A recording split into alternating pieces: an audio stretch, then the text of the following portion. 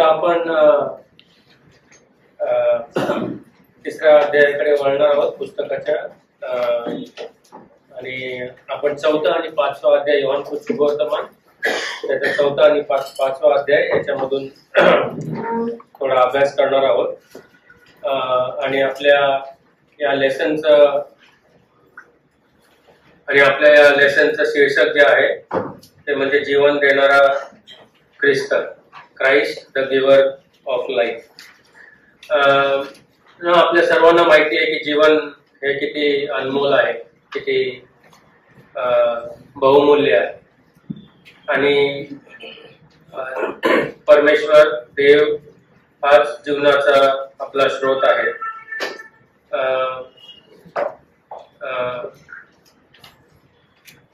त्या चौथ्या अध्यायामध्ये जीवनाच्या दोन महत्वाच्या भागांवरती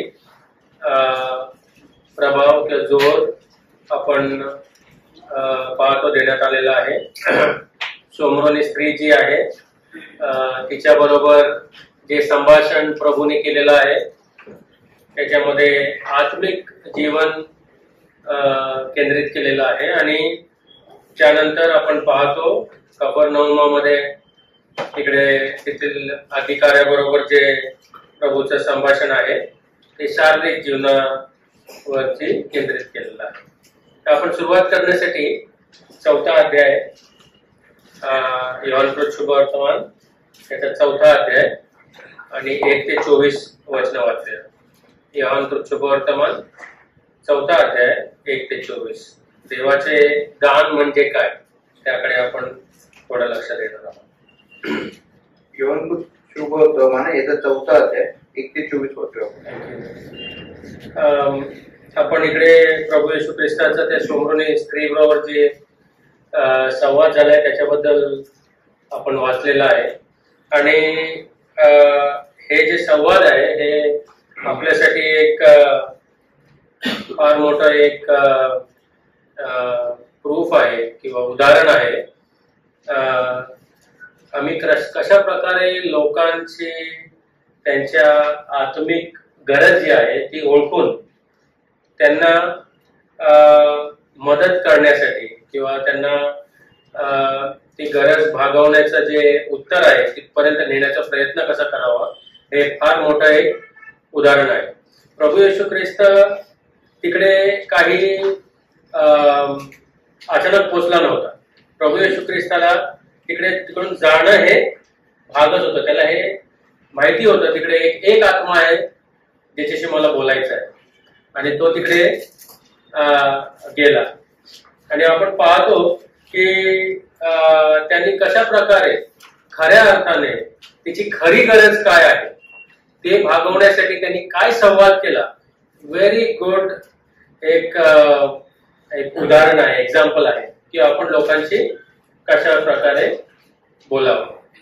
आता आपण कित्येक वेळेला चूक काय करतो की एखाद्या व्यक्तीची खरी गरज काय आहे ती आत्मिक गरज आहे। आपल्याला सगळ्यांना माहिती आत्मिक गरज आहे, पण आपण त्या व्यक्तीच्या जीवनामध्ये काय चाललेलं आहे, काय प्रॉब्लेम आहे ते प्रॉब्लेम घेऊन त्याला आत्मिक गरजेपर्यंत कसं न्यायचं हे आपण लक्ष देत नाही। आपण वेगवेगळे सिद्धांत काढणार, आपण वेगवेगळ्या गोष्टींबद्दल बोलणार ज्याचा त्याच्यावरती काही प्रभाव होऊ शकणार नाही। आता प्रभू येशू ख्रिस्ताने तिच्याबद्दल तिच्या धर्माबद्दल काही बोलला नाही। तुम्ही सोमरोनी लोक कुठून आलेले आहेत याच्याबद्दल बोलला नाही। प्रभू येशू ख्रिस्ताने तिच्या शिक्षणाबद्दल काही बोलला नाही। प्रभू येशू ख्रिस्ताला बरोबर माहिती होता तिचा रिअल प्रॉब्लेम काय आहे आणि तो रिअल प्रॉब्लेम तिचा रिअल गरज काय आहे तिकडे नेण्यासाठी त्यांनी तिचा जीवनामध्ये काय प्रॉब्लेम आहे तो घेतलेला आहे। ठीक आहे, कोणीतरी असं म्हटलेलं आहे Wien you share the gospel, तुम्ही जेव्हा सुवार्ता सांगणार तेव्हा begin from where they R, ते जिकडे आहेत तिकडून तुम्ही सुरुवात करा। ते लोक काही तुमचं डॉक्टरीन समजणार नाही, तुम्ही डायरेक्ट ट्रेंटी सांगायला जाल त्या लोकांना समजणार नाही।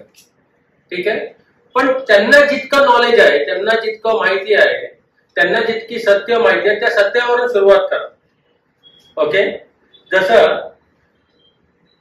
बायबल शिकवतं की प्रत्येक माणसाच्या जीवनात मृत्यू येते. Every 1 out of 1 dies. हे रियालिटी आहे. हे कुठला माणूस नाकारू शकतो का? नाही, कोणी एक्सेप्ट करेल. Everybody has to die. तिकडून सुरुवात केलं आपण तर आपण नेऊ शकतो का त्यांच्या आत्मिक गरजापर्यंत? इझिली ना. पण तुम्ही ट्रिनिटी पासून चालू केलं तर कुठपर्यंत जाईल आपलं डिस्कशन? थोड्या वेळानंतर आपणच लडबडून जाऊ, आपल्यालाच माहिती नाही ट्रिनिटी बद्दल काही नाही. भरपूर वेळेला आपण so we begin with the real problem that they are going through. मला अनुभव आलेला आहे. रिक्षामध्ये बसलो, त्याचं नाव विचारलं, त्याचं गाव विचारलं, किती लेकरं आहेत, घरी कोण कोण आहे, हे साधे प्रश्न विचारले ना त्यांना की ते एकदम आपलेसे होऊन जातात. आणि मग ते सुरुवात करतात बोलायला. आणि ते बोलल्यानंतर आपल्याला फार चांगला फाउंडेशन भेटतो की त्यांची खरी गरज काय आहे. आत्मिक, अरे बाबा तू तंबाखू का खातोस, चांगला आहे का, तुला काय वाटतं? तिकडून नेऊन त्यांना आत्मिक गरज, त्यांची खरी गरज काय आहे तिथपर्यंत नेऊन सोडण्यासाठी आपल्याला पवित्र आत्मा मदत करतो. समजतंय? साहेब सुटतच नाही, काय करू? That is absolutely true. ते सुटण्यासाठी तुला आत्मिक ताकद पाहिजे. शारीरिक ताकदीने ते होणार नाही, डॉक्टरच्या गोळीने ते होणार नाही, पण तुला आत्मिक ताकद जर मिळाली तर ते होऊ शकतं. आणि माझ्याकडे भरपूर उदाहरणं आहेत असे तुला देण्यासाठी ज्यांचे सुटलेले आहेत. Okay, so you start from where they are, not from where we are, है ना. तर प्रभू येशू ख्रिस्ताने एकदम फार चांगलं उदाहरण दिलेलं आहे. या बाईशी बोलताना त्यांनी म्हटलं मला तहान लागली. प्रभू येशू ख्रिस्ताला तहान लागू शकते का? आणि जर तहान लागली तर तो स्वतःचा तहान भागू शकतो ना आपल्या. कोणाला कळणार आहे? नाही कळणार. आपल्याला तर पाणी लागतं प्यायला, पण प्रभू येशू ख्रिस्ताला खरोखर का पाण्याची गरज होती का? पण आपल्याला योहान सांगतो त्याला तहान लागली आणि ते त्यांनी प्रगट केलं की मला तहान लागली, मला पाणी पाहिजे. आणि तिथून संभाषण नेलं पुढे आणि तिच्या रिअल प्रॉब्लेम कडे आणलं. And then he presented who he really is, तो कोण आहे. फार सुंदर उदाहरण आहे. आणि आपल्याला ठाऊक आहे की शोम्रोनी लोक कोण आहेत म्हणून. आता आपण त्या शास्त्रभागाकडे जाणार नाही. दुसरे राजे 17 अध्याय 24 पासून वाचलं तर आपल्याला कळेल. तुम्ही नोट करून ठेवा, पण तुम्ही वाचा नंतर. आसुरी लोकांनी जेव्हा आणि आपले यहुदी लोक जेव्हा एकत्र राहू लागले शोम्रोनामध्ये, त्यावेळेला ते आपापसामध्ये वैवाहिक एक रिलेशनशिप त्यांनी बनवलं आणि त्यांच्यामधून जी संतती तयार झाली त्यांना शोम्रोनी लोक म्हटलेलं आहे.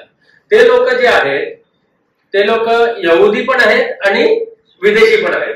त्या लोकांनी दोन्ही धर्म प्रॅक्टिस करत होते. म्हणजे देव पण पूजा, त्यांचे सगळे देव पण पूजत होते, आसुरी देव आणि आपला देव पण पूजत होते त्यांचे. आणि यहुदी लोक शोम्रोनी लोकांबरोबर काही संबंध ठेवत नव्हते. They didn't have any relationship with them. ते लोक त्यांच्या गावात पण जात नव्हते. ते लोक त्यांच्या बरोबर कुठलाच व्यवहार ठेवत नव्हते. त्यांना नीच म्हणून बघत होते. पण प्रभू येशू ख्रिस्त तिकडे पोहोचतो. प्रभू येशू ख्रिस्त तिकडे जाऊन या स्त्रीशी बोलू लागतो आणि पाण्यासंदर्भात बोलताना प्रभू येशू ख्रिस्त तिला जिवंत पाण्याबद्दल सांगतो. तो तिला असं म्हणतो की मी तुला जिवंत पाणी देईन. तिला त्या गोष्टीचा अर्थ कळत नाही. जसं निकोदेमाला समजलं नव्हतं काय म्हणतोय प्रभू येशू ख्रिस्त, तेव्हा हिला त्याचप्रमाणे हिला पण कळत नाहीये तो काय म्हणतोय.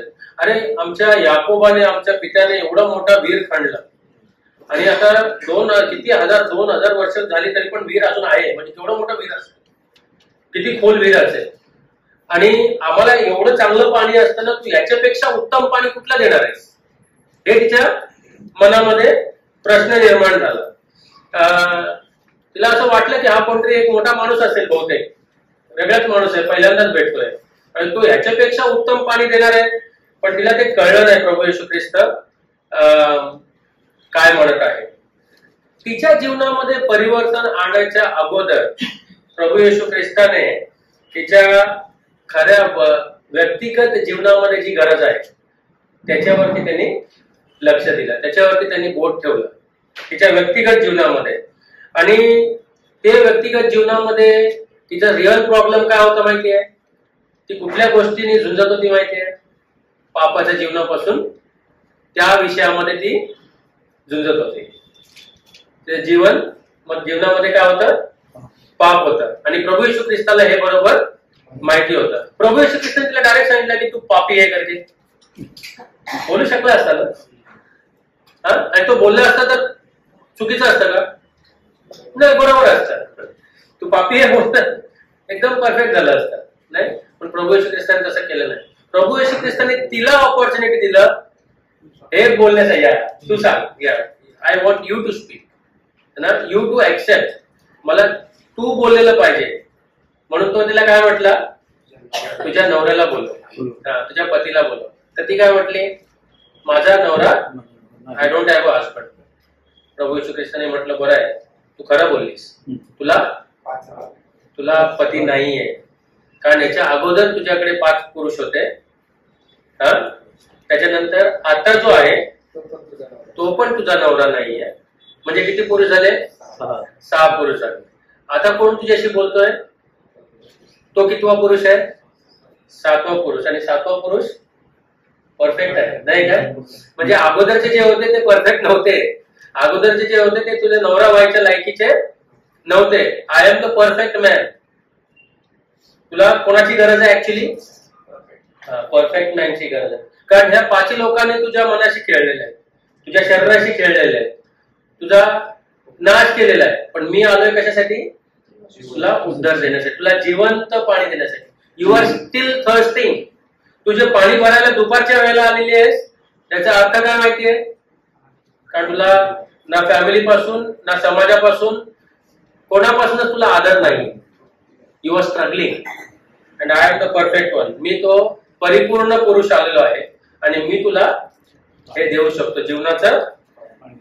तर परिवर्तन तिच्या जीवनात आणायच्या अगोदर त्यांनी तिच्या खऱ्या व्यक्तिगत जीवनाच्या गोष्टीवरती त्यांनी पहिलं भाष्य केलं, तिच्याबरोबर संवाद केला.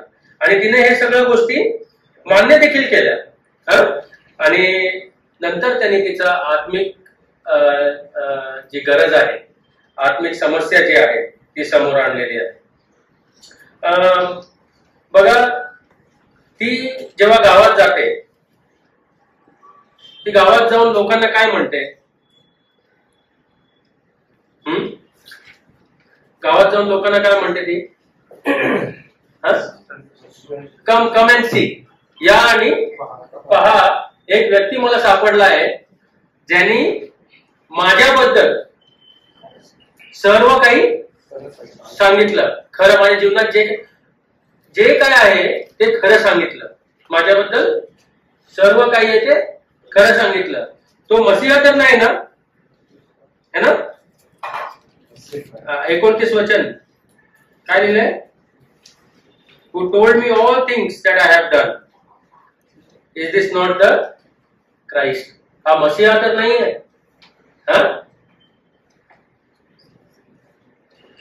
माझ्याबद्दल, माझ्या अंतःकरणात जे चाललेलं आहे, माझ्या जीवनात जे चाललेलं आहे, सगळं काही हे जर तुम्हाला कळलं तर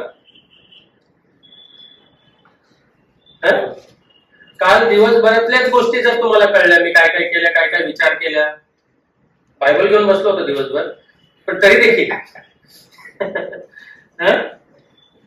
तुम्ही काय कराल माझ्यावर? इथेच बायबल स्टडी थांबवा बोला. मग ती लोकांना काय सांगत होती माहितीये? तुम्हाला माझ्याबद्दल जितकं नॉलेज आहे तेवढ्या नॉलेजमुळे तुम्ही मला एवढा तिरस्कार करताय. Limited knowledge. But here is a person who has all knowledge, ज्याला माझ्याबद्दल सर्व काही माहिती आहे, आणि तरी देखील त्यांनी माझ्यावर प्रेम केलं. तरी देखील he did not reject me, he did not बॅकबाईट.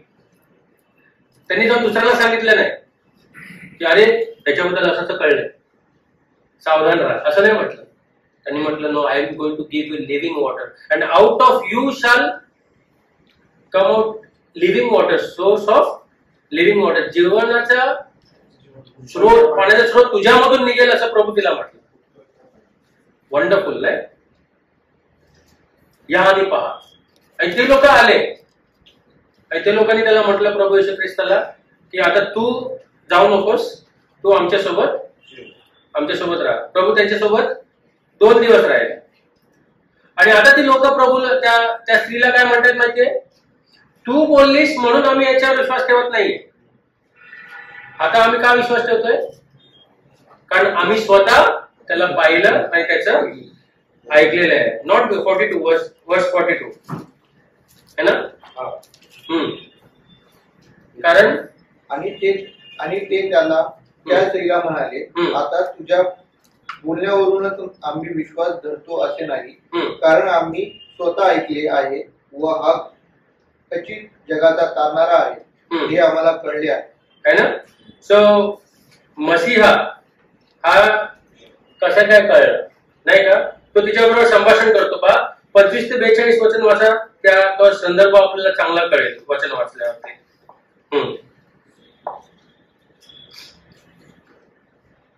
ती स्त्री त्याला म्हणाली, मसीहा ज्याला तुम्हाला कळले आहे. हे एखाद्या चांगल्या व्यक्तीचा साक्ष जर कोणी ऐकले तर थोडा विचार तरी करतील नाही. पण एखादा नालायक माणूस जाऊन जेव्हा सांगतो तेव्हा कठीण पडत नाही विश्वास ठेवायला. अरे हा काय सांगतोय नाही. पण तोच नालायक माणूस जेव्हा चांगला होतो आणि जेव्हा सांगतो त्याला ते म्हणतात अरे हे तो बदल गया है, ये वो है नहीं, तर त्याचा प्रभाव वाढतो नाही का? आपल्याला कधी कधी शंका वाटते, अरे मी सांगितलं, मी जर माझ्या मित्राला साक्ष सांगितली तर जरूर काय काय होईल, काय प्रभाव पडेल का? जाऊ दे नको, काय फरक नाही, त्याला कोणतरी दुसरा सांगेल. पण आपण ज्या वेळेला पवित्र आत्म्याला चालना देतो, पवित्र आत्म्याच्या सामर्थ्याने कोणाला साक्ष देतो, त्याचा प्रभाव, त्याच्यावरती कार्य करण्याची जिम्मेदारी जी आहे ते पवित्र आत्म्याची आहे. आणि तेच या शोम्रोनी स्त्रीच्या जीवनामध्ये झालं. शोम्रोनी स्त्रीला काही इज्जत नव्हती, पण ती जेव्हा गावामध्ये जाऊन साक्ष दिला तेव्हा आपण पाहतो भरपूर शोम्रोनी लोकांनी प्रभू येशू ख्रिस्तावर विश्वास. हे आश्चर्य आहे खूप मोठं. आणि हे आश्चर्य तुमच्या आणि माझ्या जीवनात पण होऊ शकतं. जी लोक आपल्याला वाटतात की अरे माझा या व्यक्तीवरती प्रभाव पडणार नाही, असेल काहीतरी पास्ट गोष्ट, पण खऱ्या अंतःकरणाने प्रभू येशू ख्रिस्ताच्या साक्षीचा जर आपण पवित्र आत्म्याच्या सामर्थ्याने साक्ष दिली तर त्याचा प्रभाव जरूर पडणार. आणि हे त्या गोष्टीचं फार मोठं उदाहरण आहे. पवित्र आत्मा त्याचा जो उद्देश आहे तो जरूर पूर्ण करतो.